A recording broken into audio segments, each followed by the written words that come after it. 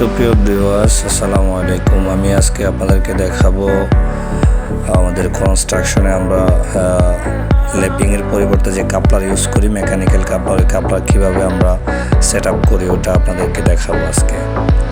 আসুন আমরা সরাসরি চলে যাই। এটা একটা কাপলার, এটা হচ্ছে 80 mm কাপলারটা। এখন আমরা দেখি কীভাবে কাপলারে আমরা একটা রড সেট আপ করে। দেখেন উপর থেকে আমাদেরকে ক্রেন দিয়ে রড দিয়ে দেওয়া হচ্ছে।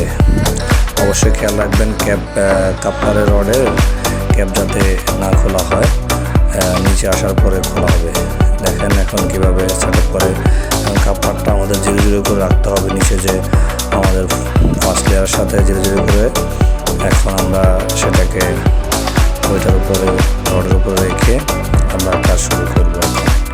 এই যে আমাদের ওয়ার্কার ওখানে রাখলো, এখন সে হাত দিয়ে যতটুকু সম্ভব হচ্ছে ওটাকে সে স্লাইডিং করতেছে।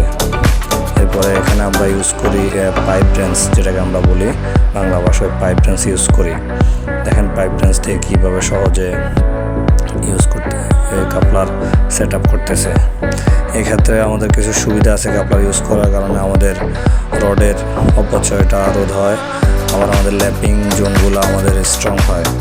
এই জন্যই আমাদের ঢাকা মেট্রো রেলে অধিকাংশ আমাদের ইয়েতে কাপলার ইউজ করা হয়।